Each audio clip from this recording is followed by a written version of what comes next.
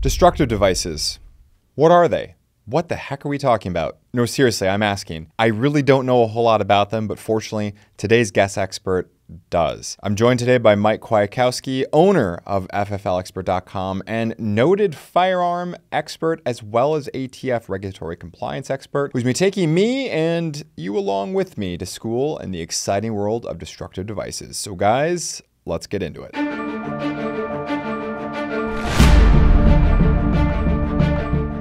Mike, thanks for taking me to school today. Absolutely, Tom. One of my favorite topics.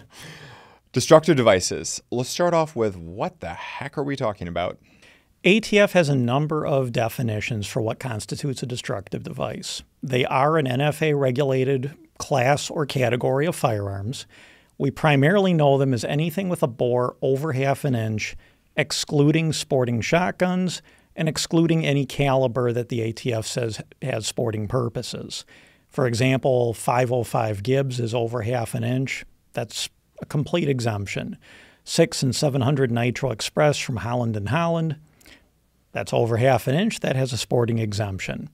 20 millimeter, not so much. That falls under destructive device.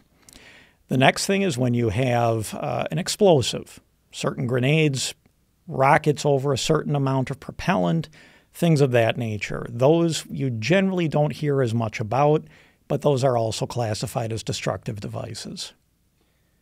And I guess I'll ask the question that I know a lot of people I know are probably asking themselves, which is, what do you do with these?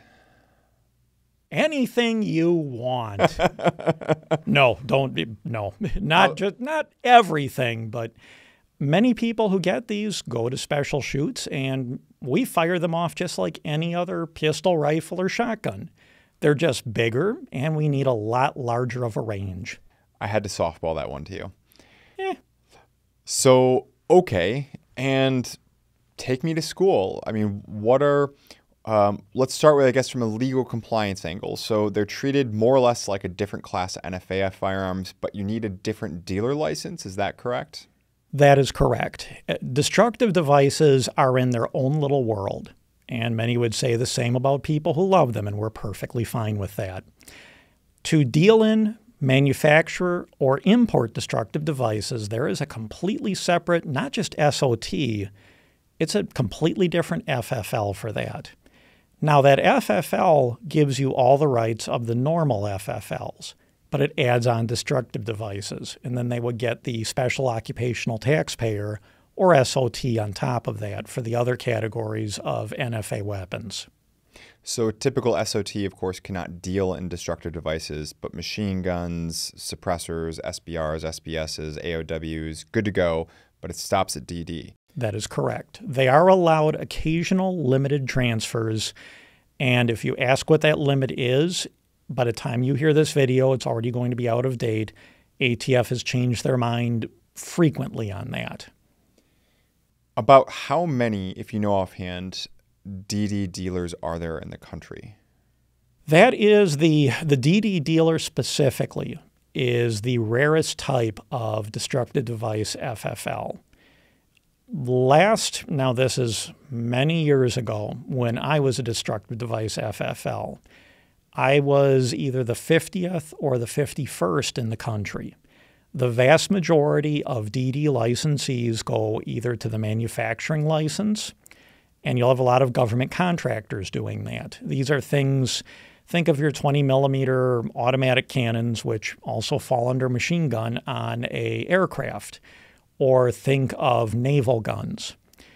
Those people have their own license, the manufacturing license. The importers, think of police flashbangs, which do qualify as destructive devices.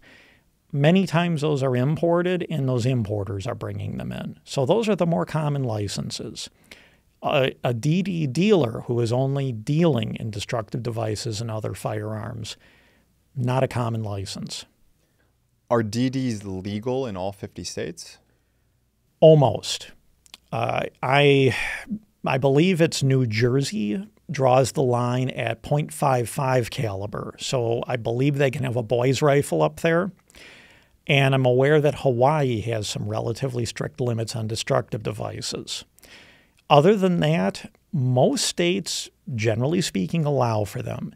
California has a destructive device license. Unlike a machine gun license, I've actually heard of a number of people having them, but they're generally not allowed to fire them in California. That's why if you go to a lot of the Western shoots, you'll see California license plates and those guys pulling out all sorts of crazy things and having a riot with them. They can have them at home, but they can't shoot them. And I think there's a couple of other states with restrictions here and there, but generally it's a category or class that most state governments don't bother with because there's just not a lot of destructive device owners out there. Within the overall NFA world, your suppressor owners are your largest, and then it falls all the way to the bottom to destructive device owners. There's not too many of them.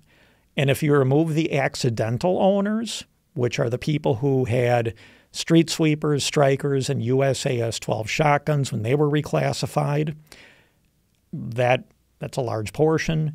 And then you remove the M203 owners, which nothing against them. It's the most common type, your 40 millimeter launchers. There's not a whole heck of a lot of them out there.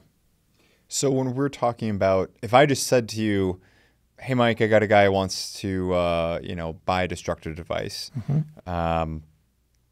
Your generic destructive device is going to be some sort of not anti-personnel, but what? An anti-tank, anti-vehicle?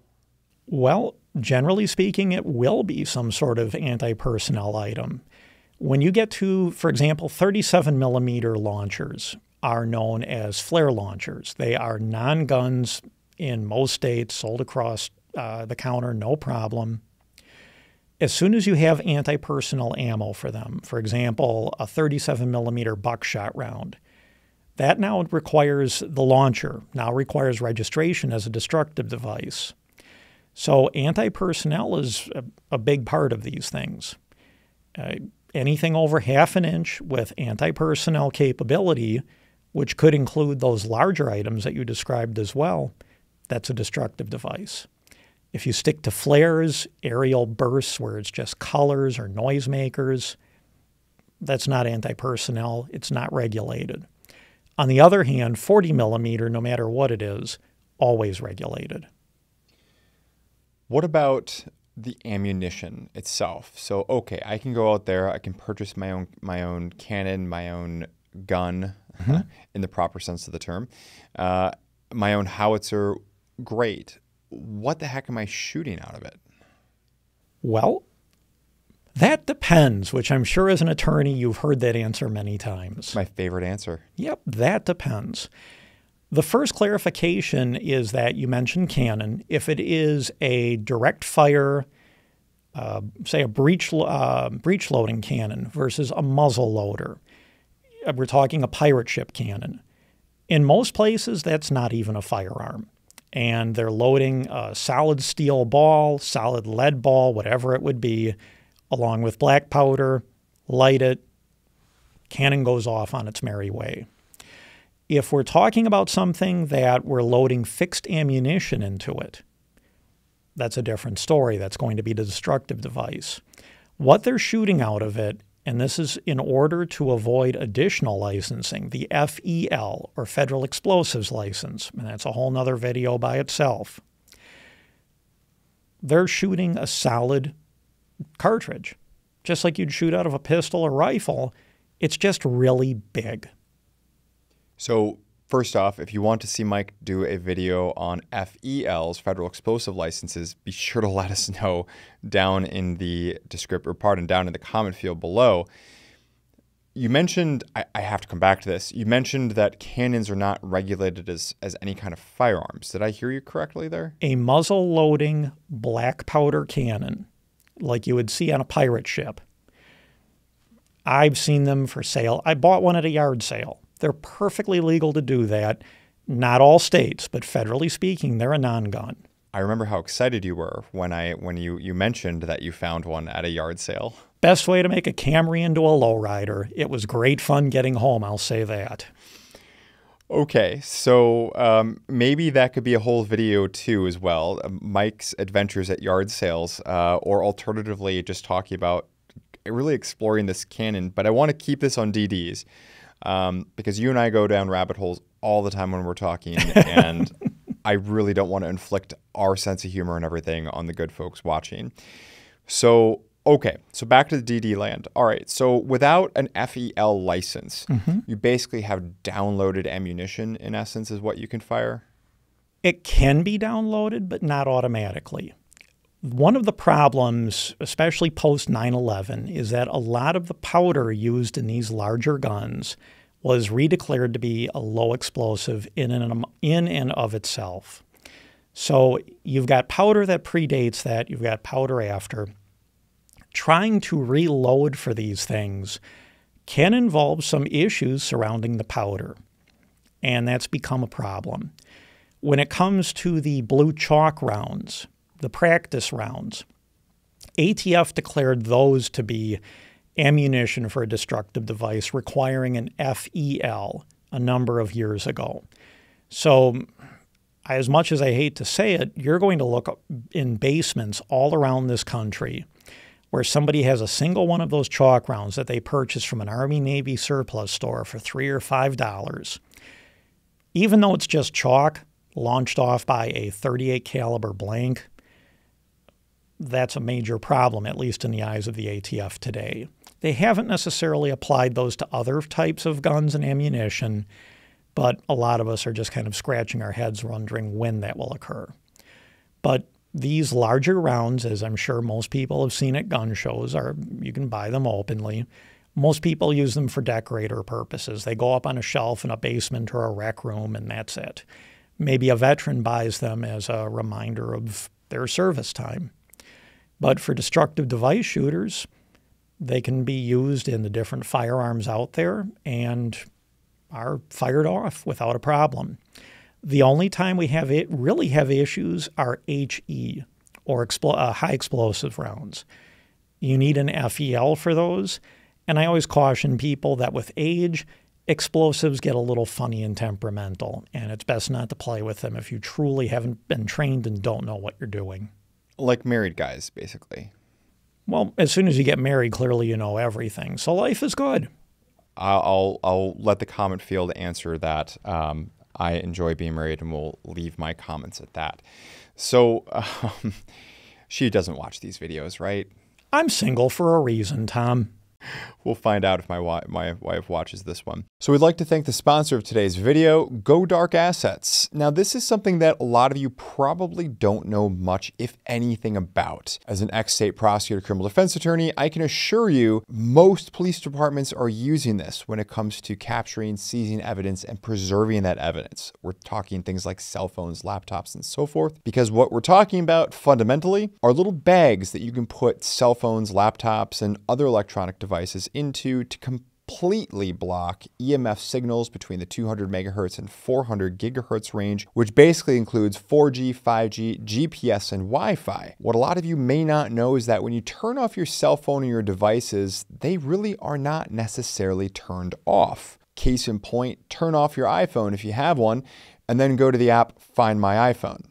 How do you think that's working? Well, for those people who maybe are privacy conscious, the anti-tracking Godark RF shielding material in these Godark bags, also known as Faraday bags, effectively blocks signals and secures your digital devices from data theft, unauthorized access, and location tracking. Now, each of Godark's bags use 2 layers of Godark RF shielding fabric that have passed the MIL standard testing, as well as standardized military testing for the EMP shielding effectiveness of small portable containers. Now, if you are privacy conscious, you want to make sure that you're buying from a reputable brand. And Godark Assets spends a fair amount of money to make sure that their products undergo rigorous third-party lab tests, including RF shielding tests, durability tests, water ingress tests, and even chemical tests to make sure that you're getting among the very best products out there. If you are interested in this, you of course want to make sure that you're buying from among the best. So in addition to those third-party tests, take a look at some of the third parties who they count among their customers. We're talking about the U.S. Department of Defense, the FBI, Department of Homeland Security, and the State Department, among many other federal agencies